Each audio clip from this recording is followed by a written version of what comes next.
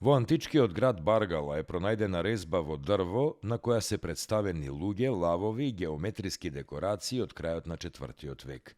Во Македонија се зачувани голем број предмети, релјефи и верски украси од резба од периодот од 14 до 19 век.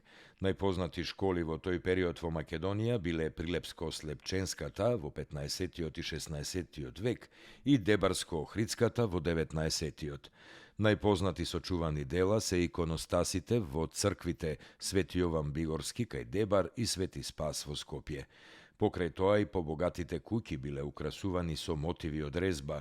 Познат пример за тоа е таванот во една од собите на сега музеј куќата на Робевци од Охрид.